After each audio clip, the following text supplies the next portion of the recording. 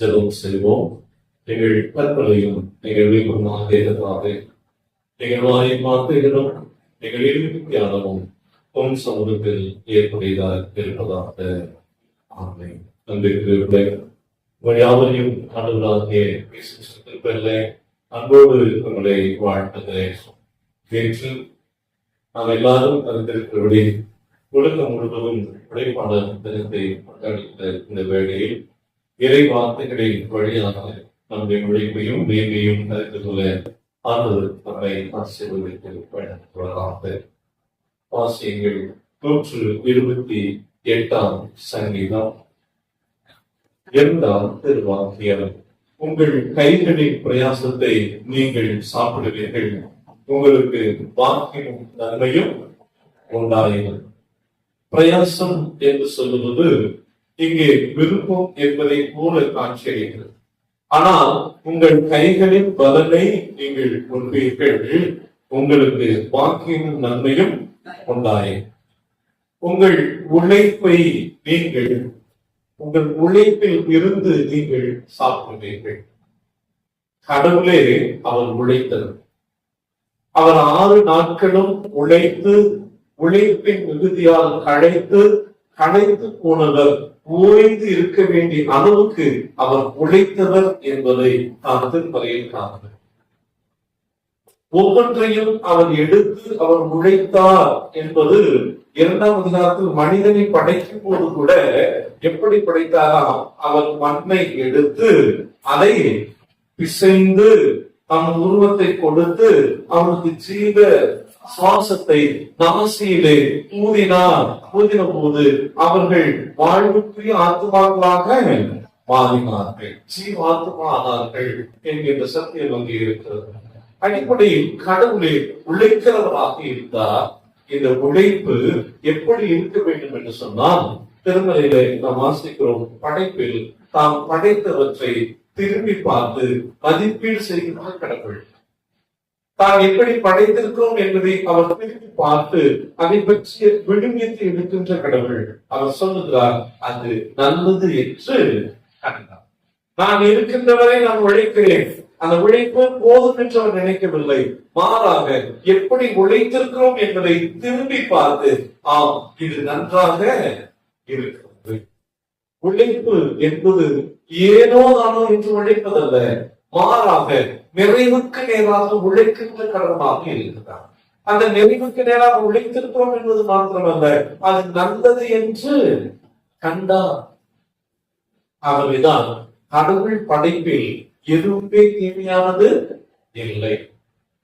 இப்போது எல்லாமே அது நன்மையாகவே காண்கின்ற காட்சிகள். முள் தீமையானதா? முள் தீமையானதா? குத்துனா வெடிக்கணும். ஆனால் முள் தீமையானதா? இல்லை. தெரியாமல் தவறுதலாக முள் குத்தி விட்டால் மீண்டும் முன்னால் தான் எடுக்கும். ஒன்றை தைக்க வேண்டும் என்று சொன்னால் அதற்கு தேவையான ஒன்று இந்த முள். முள் என்றால் முள் மட்டுமல்ல, ஊசி என்பதே முல்லை போன்ற வடிவத்தில் இருப்பது. ஆக ஒன்றை தைப்பதற்கு, இணைப்பதற்கு, குணப்படுத்துவதற்கு இந்த உலகில் எதுவெல்லாம் தீமை என்று மக்கள் நினைத்துக் கொண்டிருக்கிறார்களோ அவை கூட நன்மையாகவே கடவுள் படைக்கிறது. பாம்பின் நஞ்சு கூட குணப்படுத்துவதற்கென்று பயன்படுத்தப்படுகின்றது. இந்த உலகில் தீமையானவைகள் என்று எதுவுமே இல்லை.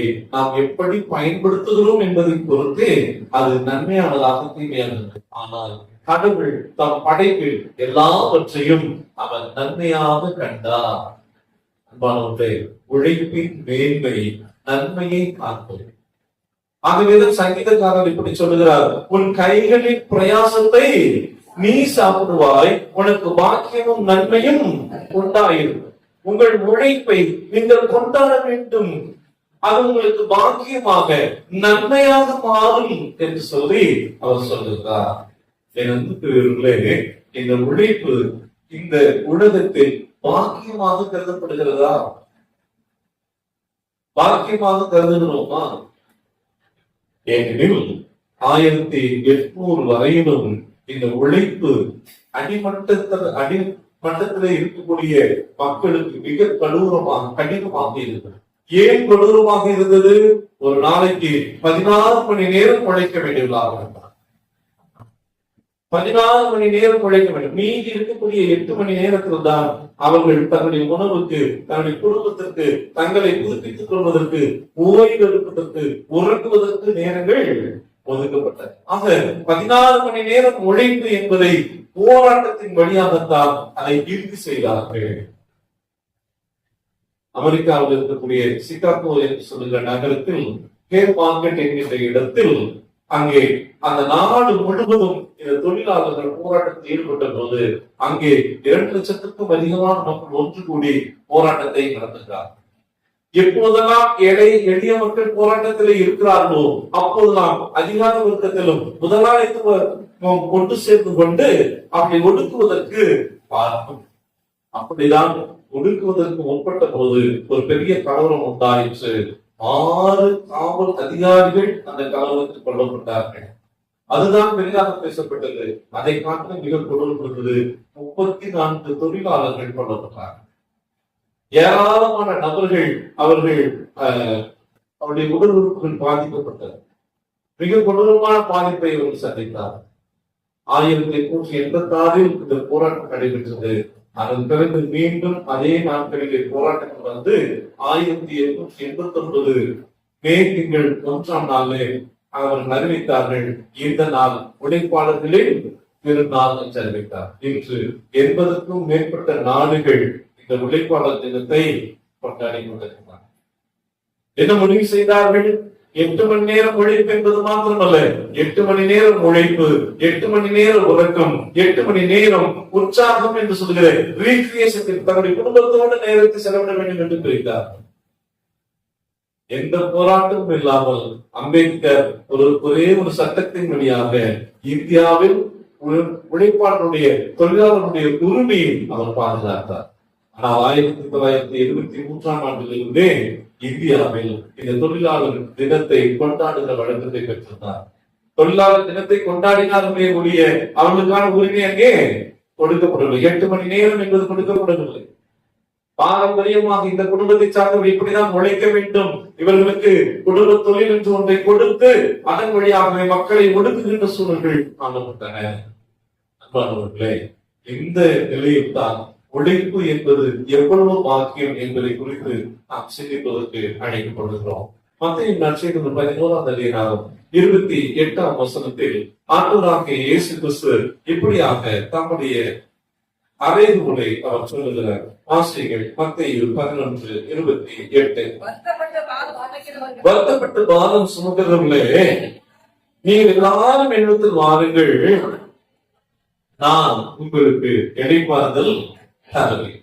வருத்தத்தோடு தன்னுடைய காரியத்தை சுமந்து இழைத்து போயிருக்கிறவர்களே, உங்களுடைய உழைப்பை நினைத்து ஐயோ நான் உழைத்துக் கொண்டிருக்கேன், ஒருபோதும் எனக்கு பயனில்லை என்று சொல்லிக் கொண்டிருக்கிறவர்களே, இங்கே வசனம் சொல்லுகிறது, என்னிடத்தில் திரும்புங்கள், நான் உங்களுக்கு இளைப்பாறுதலை தருவேன்.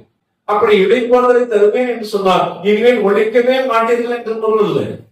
இனிமேல் உழைப்பை இல்லாமல் ஏதோ இருந்து கொண்டு உண்டு உடுத்து உறங்கி வாழ்களாக இருந்து விடுவோம் என்று சொல்வதற்கல்ல, மாறாக ஆண்டவர் சொல்லுகிறார் 29ஆம் வசனத்திலே, என் நுகத்தை உங்கள் மேல் ஏற்றுக்கொண்டு என்னிடத்தில் கற்றுக்கொள்ளுங்கள், அப்பொழுது உங்கள் ஆத்துமா இளைப்பாறும், என் முகம் மெதுவாயும் என் சுமை லகுவாயும். ஒருவேளை இந்த வசனத்தை வாசிக்கிறது அப்படிதான் தோன்றுவதை போல இருக்கும். ஆனால் ஆண்டவர் சொல்கிறார், என்னிடத்திலே திரும்புங்கள், நான் உங்களுக்கு இளைப்பாறுதலை. கடவுள் நீதியுள்ளவராக இருக்கிறார். ஆகவே நீதியுள்ள கடவுளுக்கு திரும்புகிற போது அவர் இளைப்பாறுதலை தர வல்லவராக இருக்கிறார். எப்படிப்பட்ட நீதியுள்ளவர்? 128ஆம் சங்கீதத்துல முதல் திருவாக்கியம் இப்படி சொல்லுகிறது, கர்த்தருக்கு பயந்து அவர் வழிகளில் நடக்கிறவர்கள் எவர்களோ அவர்கள் பேறு பெற்றவர்கள், பாக்கியவான்கள். எது கடவுளுடைய நீதி? எது கடவுளுக்கு நீதியாக இருக்க முடியும்? வசனம் சொல்லுகிறது, கடவுளுக்கு பயந்து நடக்கிறவர்கள் பாக்கியவான். இந்த உலகத்தில் இருக்கிற எல்லா மதங்களுமே கடவுளுக்கு பயந்து கொள்ள வேண்டும் என்பதை கற்றுக் கொடுக்கிறார். பொய் பேசாத, பொய் பேசினா சாமி சாமி கண்ண குட்டி இல்லையா? எல்லா மதங்களும் எச்சரிக்கின்றன, கடவுளுக்கு பயந்து கொள்ள வேண்டும் என்று சொல்லுகின்றன. ஆனால் இஸ்ரவேலிய சமூகத்தில் அவர்களுக்கு ஒரு பெரிய நம்பிக்கை இருந்தது. கடவுளுக்கு பயந்து கொண்டால் போதாது, அவர் வழிகளில் நடக்க வேண்டும். உன் உழைப்பை நீ கொண்டாட வேண்டும் என்று சொன்னால் கடவுள் நீதியுள்ள கடவுளாக இருக்கிறார். ஆகவே அவர் சொல்கிறார், கடவுளுக்கு பயந்து அவர் வழிகளில் நீங்கள் நடக்கின்ற போதுதான் நீங்கள் கொடுத்து வைத்ததாக இருப்பீர்கள். இந்த நிலையில் தான் உங்களுடைய உழைப்பு அது ஆசீர்வாதமாக இருக்கும் இல்லையா? கடவுளுக்கு பயந்து கொள்ள. நான் பல சமயங்களை நாம் சொல்லுவோம், கடவுளை தவிர வேறு யாருக்கும் நாங்கள் பயந்து கொள்ள. ஆனா அவர்களுக்கு கவனித்தால் கடவுளை தவிர எல்லாருக்கும் ஆமா ஐயோ அவங்க இருக்காங்க, நாங்க என்னங்க சொல்றோம், ஐயோ அவங்களுக்கு முன்னாடி நாங்க ஒண்ணுமே செய்ய முடியாது, ஐயோ எங்க ஊரு பழக்கங்க, நாங்க இதெல்லாம் விட்டுட்டு வெளியே வர முடியாது. ஆனால் வசனம் சொல்லுகிறது, கடவுளுக்கு பயந்து அவர் வழிகளில் நீங்கள் நடந்தால் நீங்கள் பாக்கியமுடையவர்களாக இருப்பீர்கள். பாக்கியமுடையவர்களாக இருப்பது மாத்திரமல்ல, உங்கள் உழைப்பு ஆசீர்வாதமாக இருக்கு. உங்கள் உழைப்பு ஆசீர்வாதமாக இருக்கும். அதனால் மீண்டும் பாக்கியத்தையும் நன்மையும் நீங்கள் பெற்றுக் கொள்வீர்கள். எவ்வளவு அழகு நம்முடைய கடவுள். அழகு என்று சொன்னாலே நம்ம எதை நினைத்துக் கொள்கிறோம் என்றால் நல்ல வடிவத்தை நாம் நினைத்துக் கொள்கிறோம். ஒரு வீட்டுக்கு நாம் போகிற போது அந்தந்த பொருட்கள் அந்தந்த இடத்தில் இருந்தால் வீடு எப்படி இருக்கும்? ஒழுங்காக அடுக்கி வைக்கப்பட்ட வீடா இல்ல, அழகாக இருக்குது. எப்படிப்பட்ட பெண்ணும் எப்படிப்பட்ட பையனும் ஒழுங்காக இருந்தாலே அவர்கள் அழகானவர்கள். அழகானவர்கள் என்றால் அவர்கள் ஒழுங்காக இருக்கிறார்கள் என்று பொருள் வர வேண்டும். என்ன அழகா இருந்தாங்க ஒழுக்கலைனா அந்த அழகு வீண். எவ்வளவு அழகாக இருந்தும் அது ஒழுக்கத்துக்குள்ளாக வரவில்லை என்றால் அது பார். ஆகவேதான் வசனம் சொல்கிறது, அது ஒழுங்கை என்ன அழகை தருகிற. என் அன்புக்குரியவர்களே, இங்கே வசனம் சொல்கிறது, உங்களுடைய கையின் பலனை நீங்கள் கொண்டாடுவீர்கள். உங்களுக்கு பாக்கியமாக இருக்கும், நன்மையாக இருக்கும். அந்த நன்மை எப்படி இருக்கும் என்றால் 3ஆம் வசனம் சொல்கிறது, உன் மனைவி உன் வீட்டவர்களிலே கனிதல்கின்ற திராட்சை செடியை போல இருப்பார். இந்த திராட்சை செடி எப்படி இருக்கும்? எது ஆதாரமாக விளங்குகிறதோ அதை சுற்றி இது பிணைந்திருக்கும். உன் மனைவி உன்னையே சார்ந்து இருப்பார். அதுதான் இங்கே வரக்கூடிய செய்தி. உன் மனைவி உன்னையே பற்றி அவள் பிணைந்திருப்பாள். திராட்சை செடி என்பது இன்னமும் கூட அழகான நான் செடி எதிலே நீங்கள் நிலைக்கிறது, கொடியாக நிலைக்கிறது. அங்கே வசனம் சொல்லுகிறது, உன் மனைவி உன் வீட்டவர்களிலே கனிதல்கின்ற திராட்சை செடி என்ற கொடியாக இருப்பாள். அவள் திராட்சை செடி என்று சொல்லுகிற போதே மிக முக்கியமான ஒன்று, எந்தெந்த வீடுகளிலே திராட்சை செடி இருக்கிறதோ அங்கே விருந்தினர்கள் நல்ல முறையிலே உபசரிக்கப்படுவார். அவளே திராட்சை பழங்களை கவனித்து அவளே அதை கசக்கி பிழிந்து சார் எடுத்து அவளே அதை கொடுப்பார் என்று சொல்றார். ஒருவேளை பெண்களுக்கு திராட்சை சொல்லுகிறது போல ஏன் வீட்டில் பெண்தான் உபசரிக்க வேண்டுமா? இல்லையா? ஆனால் இங்கே உபசரிப்பு பெண் கொடுக்க வேண்டும் என்பது அல்ல, மாறாக விருந்தோம்புகிற இல்லமாக உன் இல்லம் மாறி இருக்கும். உன் இல்லம் உன் இல்லமே விருந்தோம்புகிற அனைவரையும் அன்போடு ஏற்றுக்கொள்ளுகிற இல்லமாக அது மாறி இருக்கும். அது மாத்திரமல்ல, எங்கெல்லாம் திராட்சை செடி என்று சொல்லுகிறோமோ அங்கெல்லாம் செழிப்பு உண்டாகும். இல்லையா? நீ கடவுளுக்கு பயந்து அவர் வழிகளில் நடந்தால் சொல்லப்படுகிற செய்தி, கைகளின் பிரயாசத்தை நீங்கள் சாப்பிடுவோம். நான் கடவுளுக்கு பயந்து அவருடைய உழைப்பிலே நான் இருக்க, அவருக்கு பயந்து அவர் வழிகளிலே நடந்தால் என் உழைப்பு ஆசீர்வதிக்கப்படும். அந்த ஆசீர்வாதத்தாலே என் உழைப்பை யார் சாப்பிடுவார்கள்? நான் சாப்பிடுவேன். அப்படி என்றால் இந்த உலகத்தில் கஷ்டப்பட்டு அவருடைய உழைப்பை அவர் சாப்பிட முடியாததான் கடவுளால் ஆசீர்வதிக்கப்படாதவர்கள் என்று கொண்டு இல்லை. ஆனால் கடவுளுக்கு பயந்து அவர்களில் நடக்கிறவர்களுக்கு அவருடைய உழைப்பை அவர்கள் சாப்பிடுவார்கள். அதற்கு அடுத்தபடியாக சொல்லப்படுகிறது, ஒரு பிள்ளைகள் எல்லாம் ஒரு பந்தியை சுற்றிலும் ஒளிவ மர கன்றுகளை போல இருப்பார்கள். ஒளிவம் அப்படிங்கிறது சொல்லுகிற அந்த மரம் கிட்டத்தட்ட நம் ஊரில் இருக்கிற தேக்கை போன்று வலிமை. எவ்வளவு ஆண்டுகள் அது கடந்து போகுதோ அவ்வளவு ஆண்டு அந்த மரத்திற்கென்று விலை மதிப்பு கூடும். அவ்வளவு ஆண்டு அது உறுதியோடு நிற்கும். அப்படி 40 ஆண்டுகள் வரையிலும் இந்த ஒளிவு மரம் வளருமா, அது அவ்வளவு உறுதி படைத்ததாக காணப்படுமா. என் அன்புக்குரியவர்களே, உங்கள் பிள்ளைகள் வெளியேறு பெற்றோராக இருப்பார்கள். உங்களுடைய மனைவி செழிப்போடு காணப்படுவார்கள். எப்போது உங்கள் உழைப்பை நீங்கள் சாப்பிடுகிறதோ, உங்கள் உழைப்பை நீங்கள் சாப்பிட வேண்டும் என்று சொன்னால் கடவுளுக்கு பயந்திருங்கள். இது அவ்வளவுதானா? அது மாத்திரமல்ல, வசனம் சொல்லுகிறது, இதோ கர்த்தருக்கு பயப்படுகிற மனுஷன் இவ்விதமாக ஆசீர்வதிக்கப்படுவார். எப்படி ஆசீர்வதிக்கலாம்? இப்போது கடந்து வந்த பாய் ஆசீர்வாதமாக இல்லையா? அது மாத்திரமல்ல, இன்னும் ஒரு ஆசீர்வாதத்தை பெற்றுக் கொள்வார். எப்படிப்பட்ட ஆசீர்வாதமா? கர்த்தர் சீயோனில் உங்களை ஆசீர்வதிப்பார். உன் வாழ்நாள் எல்லாம் நீங்கள் எருசலேமின் வாழ்வை சீயோன் என்பதும் எருசலேம் என்பதும் ஒரே நகரத்தை குறிப்பிடும். அந்த நகரத்தின் பெயர் எருசலேம் என்று. ஜெருசலாயீம் என்று சொன்னால் கடவுள் வாழும் நகரம் என்று சொல்லும். The city of God's living என்று கடவுள் வாழ்கின்ற நகரமாக இருக்கும். நாம் உழைத்தால் நாம் வாழ்கின்ற பகுதி எப்படி இருக்குமா? நாம் வாழ்கின்ற பகுதி எப்படி இருக்குமா? கடவுள் வாழ்கின்ற பகுதியாக அது செழிப்போடு காட்சி, அது செழிப்போடு இருக்கும். நாம் ஒருவன் கடவுளுக்கு பயந்து அவர் வழிகளில் நடக்கிற போது நான், என் உழைப்பு, என் மனைவி, என் பிள்ளைகள் மாத்திரம் அல்ல, நான் வாழ்கின்ற நகரமே சீயோனாக எருசலேமாக அது ஆசீர்வதிக்கப்பட்டிருக்கும். இல்லையா? அன்பிற்குரியவர்களே, நான் கடவுளுக்கு முன்பாக உழைக்கின்ற போது, கடவுளுக்கு முன்பு பயந்து அவர் வழிகள் நடக்கின்ற போது நான் இருக்கின்ற இடம் ஆசீர்வாதத்துக்கு இடமாக கடவுள் ஆசீர்வதிக்கிறார். அத்தோடு அந்த வசனம் முடியவில்லை. நிறைவாக ஒரு பெரிய ஆசீர்வாதத்தை சொல்லுகிற வசனம், நீ உன் பிள்ளைகளையும் சமாதானத்தையும் இரண்டாய் பிரித்து பார்க்க வேண்டும். நீ உன் பிள்ளைகளையும் காண்பாய், இஸ்ரவேலுக்கு உண்டான சமாதானத்தையும். 2 நிலைகளை காண்பாய் என்கின்ற ஆசீர்வாதங்கள் என்ன சொல்லுகிறது?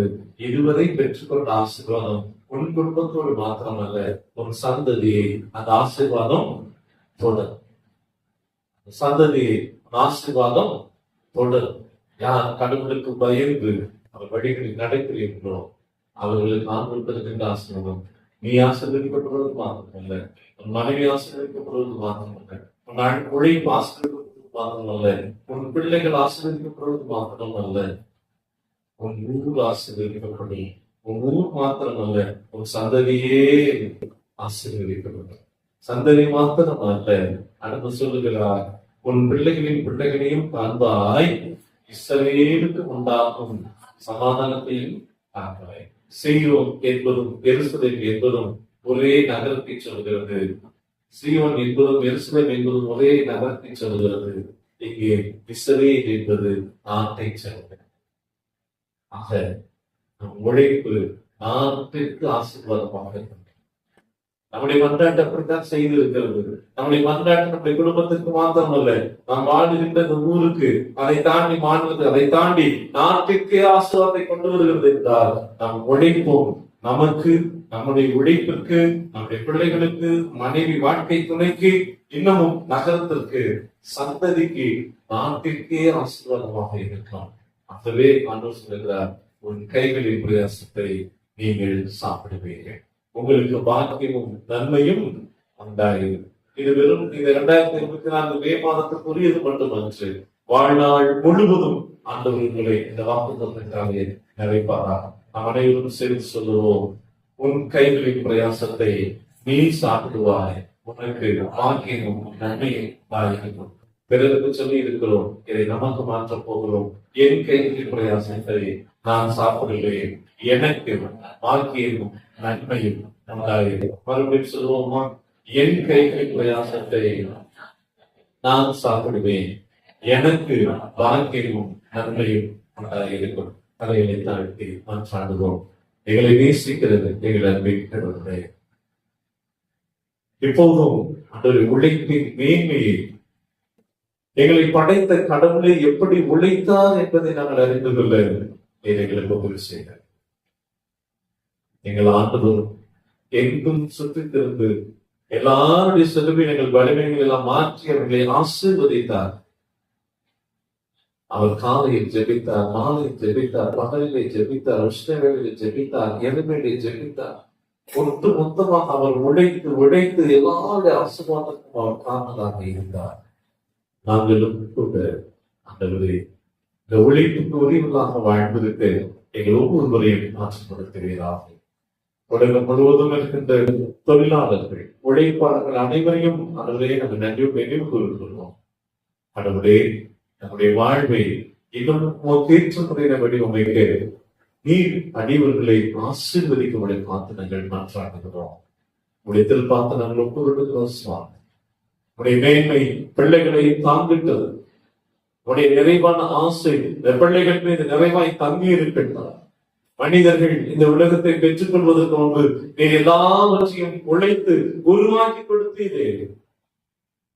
வானத்தை, பூமியை, காணப்படுகிற காணப்படாத மண்ணை, விண்ணை, தண்ணீரை, பறவைகளை, தாவரங்களை, விலங்கினங்களை, உயிரினங்கள் அனைத்தையும் மனிதர்கள் வாழ்வதற்கு நீ கொடுத்திருக்கிற உடைய பெரிய தயவுக்காக, அதற்காக நீ ஒழித்தமைக்காக உனக்கு நன்றி செலுத்துகிறோம்.